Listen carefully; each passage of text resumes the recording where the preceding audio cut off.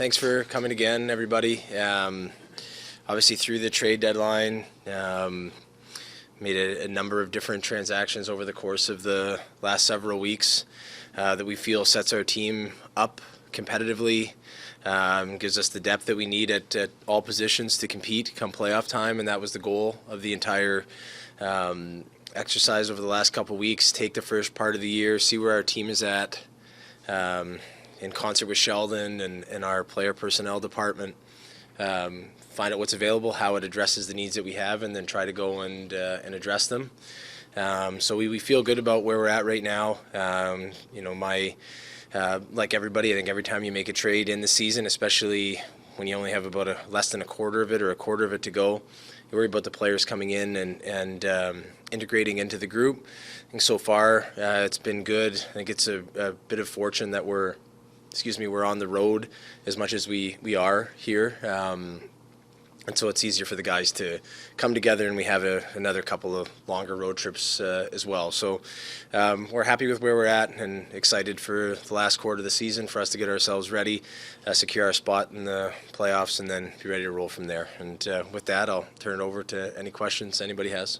What was today like for you, Kyle? Did you get close on anything? We did. We made a trade today with Dryden Hunt going to Calgary in return for Radim Zohorna. We just felt it further helped our depth at center that we can recall from if we need, and also alleviates a bit of a veteran problem with the Marlies, and which doesn't, I think, gain a lot of traction in terms of public interest, but it is important to us as an organization. And Zohorna is a guy that we liked when he came over and went to Pittsburgh, and then had liked in the American League with Calgary. So we're happy with that. Did you get a sense it was going to be so busy? Just kind of moves you made? Yeah, we kind of, after we made the move with Chicago, the days kind of all blend together. So I think that was Monday. We obviously knew we had a subsequent move to make just to ready our team salary cap wise, and after kind of sorting through all the options there, knowing we had some time until today, we made the move there on Tuesday. 3 separate moves in succession to make that all happen. So once we knew that, I kind of felt it would be, barring something completely unforeseen and a little bit outside the box, knew that this would probably be fairly light in terms of activity later in the week here.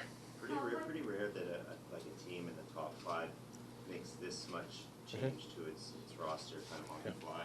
At what point did you realize that you needed to make this many changes? I never set out, Luke, to try to make a lot of changes. I think it was just more trying to identify what we needed, address that, and then further address what were going to be the impacts of that relative to the salary cap, player injury statuses, and different things of that nature. So in a perfect year, I think you would go in and feel you didn't have to do anything. But in this era where the cap isn't really grown, you take the summer, you try to address things as best possible, and then you take the first 40 games and really try to measure where you're at and take as much time.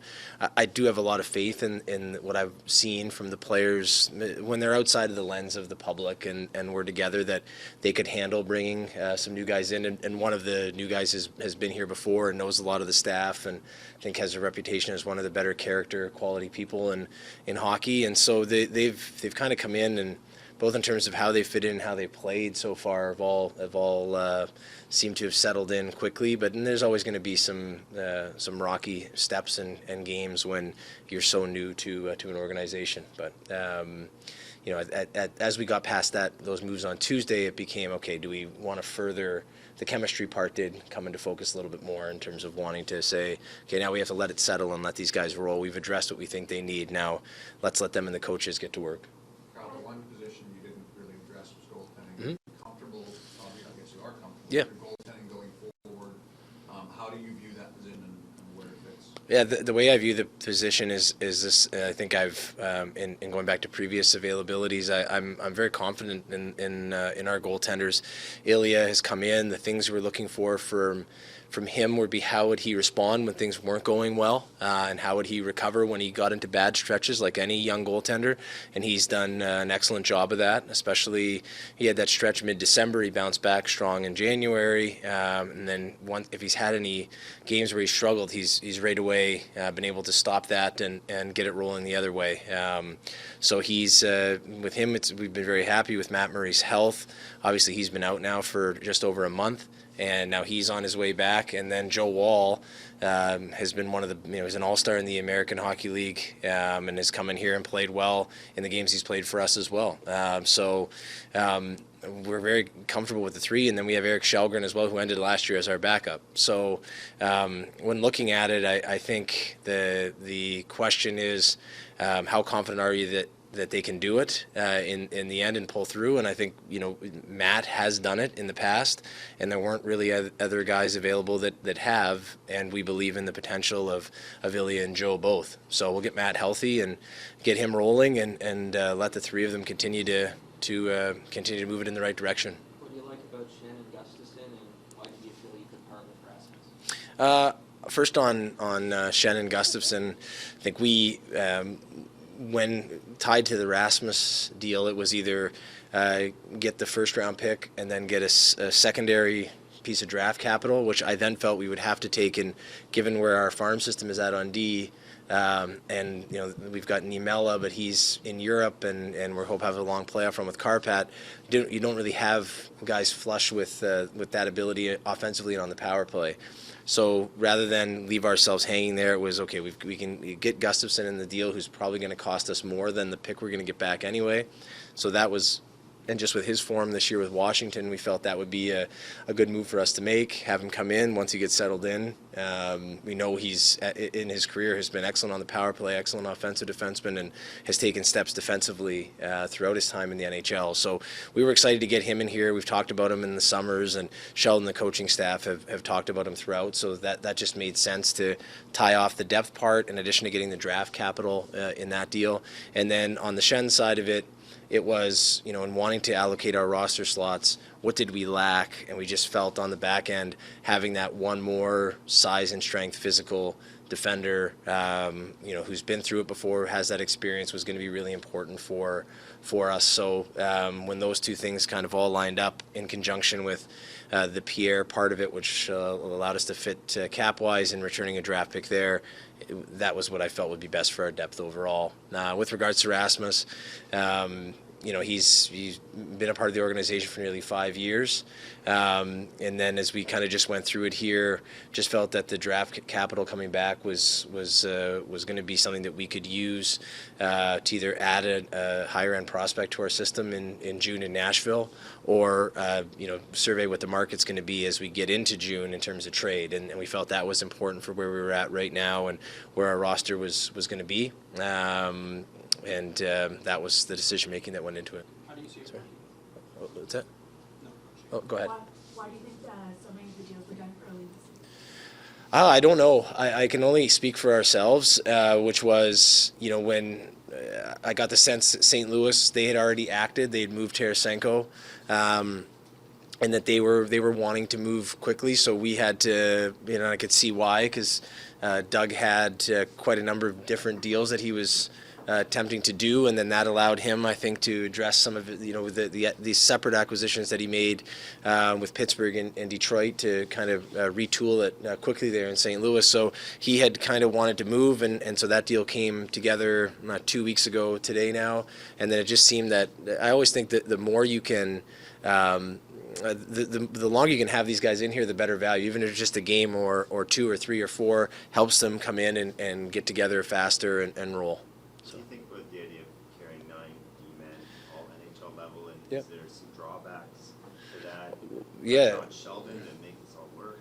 I think the way I look at it, Luke, is we see on Wednesday night, Liljegren takes a bit of a knock, and this year, and whether it's a bit of a bias and a recency bias on my end, we had a stretch this year in late November where we were, I think we were 5 or 6. We were the only two. We had Gio and Justin Hall, who played each night. The rest were really testing our depth. So we've had some arduous times in terms of who's been available for our D, and I'd rather have the guys and sort through a little bit of competition. I don't think the competition hurts them in terms of having to be at your best every night, and that pressure, I think, will set us up for what we're going to encounter come playoff time in terms of what's expected each night. So exerting that onto the group is never a bad thing. I'll work closely with Sheldon. I don't think it just falls on Sheldon to manage it. I have to help him and be very clear in communication with the players and what's expected of them and how they're supposed to handle different things. Connor Timmins is one of the 9, and he's been a guy that we've committed to long term, but because of injury situation, he's missed a lot of training in each of the last 2 or 3 summers. So we can continue to ramp that up for him and set him up best in the long run as well, which we think is important. And obviously we've committed to him for the next two seasons as well. So he's going to be a part of it here in the long run, and we want to do right by him. We'll also continue to get him some game action. So the roster limit raises today, so we'll be able to bring in. We've got the cap space to bring in a 13th forward if we want as well. And you never want to be in that situation with a one too many, but you definitely don't want to be in the situation with one too few. And The team is different now. I think Jonas were. I think it's easy for me to say, but I think the game last night in the third period sort of exemplifies the difference of the team. Just a little bit more competitive, a little bit more sacrifice, willing to put themselves on the line to win pucks, do the right things defensively that aren't necessarily the fanciest or the sexiest things in the game, but they contribute to winning. And I just sense that, with the players that we've added and also with the growth of some of the guys internally, we're just far better in that realm. It's probably something that the players and the coaching staff can give you better insights than me, because they're the ones on the bench and living it. But that's, from my view, from up top, what I see as a difference in them. Despite all the changes, Kyle, so much is going to still fall on the core guys. I'm just wondering your perspective on Austin's season and why the offense you think maybe hasn't played as much as in the past. Well, I think he's been. As everyone knows, he's played through some injuries and things that have hampered him.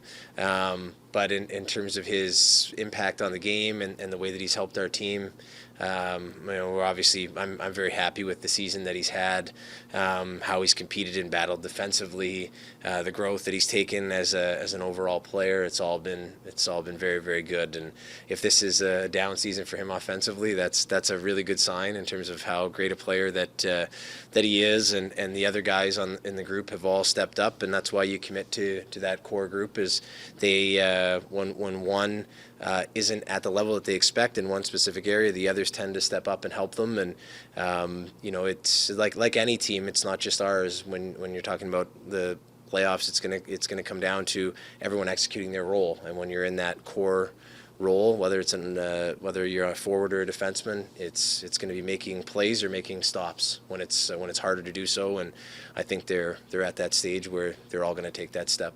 How does the GM balance the feel of the room and chemistry there, and wanting to make a lot of moves and shuffling things around and not tweaking that too much? I think I have to be around the group a lot, have a sense for what they can handle, a sense for guys that are central and core to the group.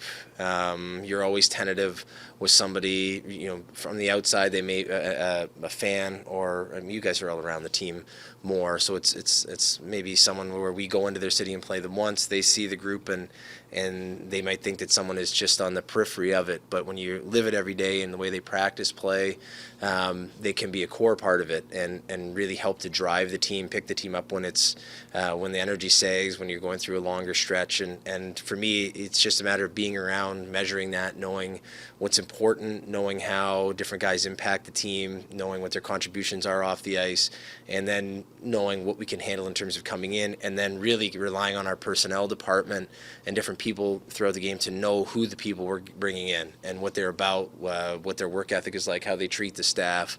Really relying on that, especially when we brought in 6 new guys now. But the feedback on all of them has been exemplary in terms of who they are as people, and that combined with the group that we have, and I think more than ever the group's focus is on winning. And anyone that can help them win, they're going to bring in with open arms. Now, given like the third period last night, all the moves you've made, the status of Austin and whatever has followed him this year. Now that the deadline's settled, you've seen Yeah. what everyone else has done, you've seen what Boston, Yep. the kind of season Boston has put together. How do you view this team in the context of first round matchup and the general conference and everything you want to achieve? Yeah, I think the goal of the team is to win, and I think we tried to set ourselves up as best possible to give ourselves as good a chance against whomever we contest. And for one, it's clinching our spot and making sure we're in, and then getting ourselves ready for whoever that opponent is. I know that what the numbers say with regards to probabilities that it's going to be one team, and so if it is Tampa, we've played them last year. They're a championship organization every day, so we know how hard it's going to be. The easiest way to put it is hard things are hard, and so what we're about to try to do is going to be extremely difficult, and we have to ready ourselves each day leading into that to clinch our spot and then be ready for what's ahead. It's a tough road, and we know that, but I think knowing that is important for our group, and we need that because we have to show that we can overcome that, and we have to push through, and that's what's going to lead us to get to where we really want to go to. Has Matt had a setback at all? Like, do you have No. a date in mind for when? No, he's gonna go at it here today and fully, and I think we'll be, that following that it'll be up to Sheldon, the coaches, in terms of once he gets clearance from the medical staff when he wants to roll. But I don't anticipate it being long now. How you've been at this job for a long time now.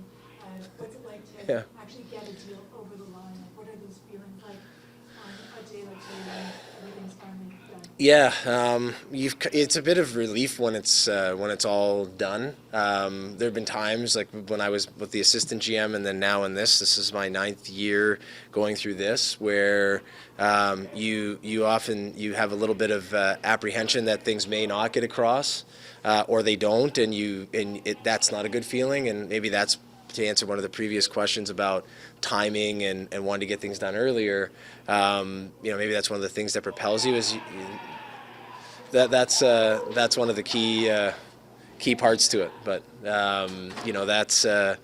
it's a good feeling when you get it done, and then immediately in this job, as soon as you get something done, it frankly turns to anxiety about how it's all going to fit together and work, and then you get to deal with that. So it never really ends, but we have a great staff, and the players are a great group, and I think this is the year we have to put it all together and get rolling. We've tried to arm them to do so. I know it's been a short period of time, but what's your perspective on the impact O'Reilly has made since coming in? I think there's two ways to phrase it. There's the off-ice impact that he's made, which I think has been significant. He's come right in, fit in seamlessly, and his habits, the way he prepares, the way he practices, were notorious before he arrived, and everything he's done since has backed that up. But on the ice, I think obviously he's produced right off the bat, but then it's, I think more importantly than the production, it's the way that he plays. And no matter who we're playing against or what time it is, he's doing everything the exact way I think you have to play when you really want to win. So it's not always stuff that stands out on TV or even on film, but he's above his man all the time when they're trying to leave the zone. So it prevents the other team from breaking out clean a lot of the time.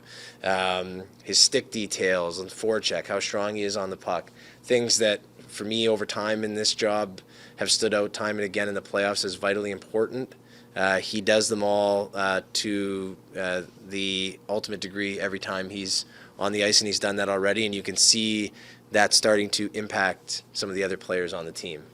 So he's been everything that we thought when we acquired him, and everything Doug Armstrong said he was, and anyone who's had him before said he was, and he's the reason why he has the individual accolades that he's had, and the reason why he's won before, and he shows it every day. You said that there's some anxiety about how it's all going to fit together. Oh, I think every time. Yeah, it's not just this time. So Yeah. now you've done all of that. How do Yeah. when you look at this team, what do you worry about? Well, I think it's the thing about hockey or any form of athletics is that there's a massive amount of variance and luck that's involved, and different things that play a huge role in the fortunes of your team. each and every year. So especially in a playoff series, especially in a lower scoring sport, those things always loom, and you can't control them. So it's trying to do every single thing you can in preparation to give yourself the best chances possible, knowing that that is going to loom over it in the end. And you hope that when the coin flips at times on certain events in the game, where it does, that this game and this year is the time that it lands in your favor, while controlling all that you can control. So, I think that's just part of the profession and part of the job, is that it comes with, I don't know anybody that doesn't come with a great deal of anxiety too, in terms of worrying each day about, the group and how it's fitting together, and every single part of it. It's a job that you, whether you want to or not, you live. You don't just come and do it and then go home and drop it. You live it. It's part of everything that you do. And, I think that with the group here, I'm very fortunate with Brandon Pridham and our staff to have a great support group and people who are excellent at their jobs to help me. And now it's just a matter of trying to put this all together for them so we can have success. Yeah, perfect. Sorry, just one Yeah. more on the Zahorna hit. Yeah. What was the catalyst behind that, and where you getting it? Yeah, so the catalyst behind it, David, was simply he'll add to our center depth. Certainly he's a bigger body down the middle for us, which we can add. And then, our scouting staff thought he played very well for Calgary in the minors in particular. He kind of bounced around there at the beginning of the year. Pittsburgh claimed on waivers by Calgary, then sent down by Calgary. So they had really thought that he's played well in the American League for Calgary. And then the other part of it is, so we kind of had an excess on wing, and you're always worried that you're never going to have enough centers or D or goalies. So for us, it was being able to add a center to the mix, who's a non-veteran in the American League, because that'll help the Marlies as well. Because we'd like them to win as well. They're in first place right now, and they've had a great season. Ryan Hardy and Greg Moore and the staff have done a great job, and Logan Shaw has led the team on the ice. So trying to just balance it out there and reduce the friction and reduce the number of veterans. I mean, having done that job before, I'm a little more cognizant of it and wanting to do right by them and make it right by them. So it also gives Dryden Hunt a better opportunity elsewhere. He's bounced around a little bit this year, so get him closer to home and give him a chance to perhaps roll there.